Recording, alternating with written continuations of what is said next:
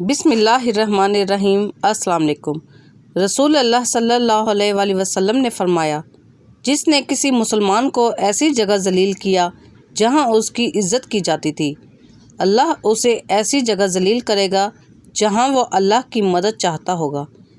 ایک دانا شخص نے کہا تھا، کسی ایسے شخص کو اپنی زندگی میں دوبارہ دوست یا خاندان کا حصہ نہ بنائیں جس نے آپ کے کردار، آپ کی مالی حالت یا آپ کے تعلقات کو نقصان پہنچانے کی کوشش کی ہو۔ ایک سانپ اپنی کینچلی تو بدل سکتا ہے، لیکن رہتا وہ سانپ ہی ہے ہمیشہ۔ السی کے بیج ہاضمہ بہتر بناتے ہیں، قبض میں کمی کرتے ہیں، دل کی صحت بہتر بناتے ہیں۔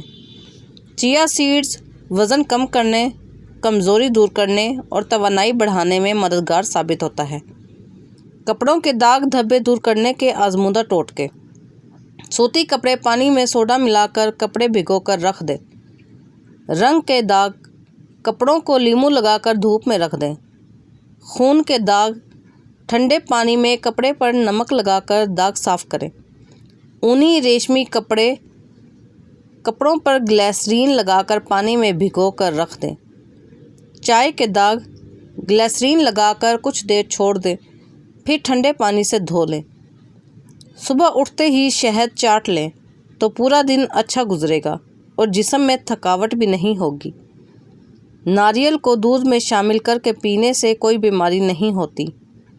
منہ میں چھالے پڑ جائیں تو پھٹے ہوئے دودھ سے کلی کر لیں، منہ کے چھالے دور ہو جائیں گے۔ جب انسان ٹینشن فری ہو کر سوتا ہے تو اس کا وزن کم ہونے لگتا ہے۔ کسی انسان کے جھوٹا ہونے کے لیے اتنا ہی کافی ہے کہ جو بات سنے بغیر تحقیق کے لوگوں سے بیان کرنا شروع کر دے۔ چہرے کا میک اپ اتارنے کے لیے کچے دودھ کا استعمال کریں۔ آدھے سر کا درد ہو تو انگور کے جوس کا زیادہ سے زیادہ استعمال کریں۔ دہی میں چند قطرے لیموں کا رس ملا کر رات کے وقت کریم کے طور پر استعمال کریں۔ چہرے کی جلد صاف ہو جائے گی۔ رات کی روشنی کے لیے گھر میں سفید بلب لگائیں۔ دوسرے بلب نظر کو کمزور کرتے ہیں۔ بدن میں کمزوری دور کرنی اور طاقت چاہتے ہو تو دالوں کا استعمال کیا کرو۔ ڈینگی کے مریض کو ہر 2 گھنٹے کے بعد بکری کا دودھ پلایا جائے تو شفا ملے گی۔ بے وقوف سے عقل کی بات کرو گے تو وہ آپ کو ہی بے وقوف سمجھے گا۔ عقل کا ہونا کبھی کبھی سزا بن جاتا ہے، کیونکہ آپ کو ان لوگوں کو بھی بھگتنا پڑتا ہے جن کے پاس یہ نہیں ہوتی۔ اگر کوئی بیماری گھیر لے تو جتنا ہو سکے کھانا کم کھایا کرو۔ کم کھانا اور کم بولنا لمبی عمر کا راز ہے۔ پیاز کاٹنے کے بعد ہاتھوں کی بدبو ختم کرنے کے لیے ہاتھوں کو نمک سے دھو لیجیے۔ اگر آپ کو لیٹے ہوئے بھی چکر آ رہے ہوں تو اپنا ایک پاؤں زمین پر رکھیں۔ 2 دن بعد عصر مغرب کے درمیان والا وقت مقرر کر کے تازہ گرم جلیبیاں کا استعمال کریں۔ دماغی کمزوری ختم ہو جائے گی۔ ٹماٹر زیادہ کھانے سے دانت مضبوط ہوں گے۔ مکئی کھانے والے کا موٹاپا کم ہو جاتا ہے۔ جو لوگ اپنی بیٹیوں کو گالی دیتے ہیں ان کا رزق تنگ کر دیا جاتا ہے۔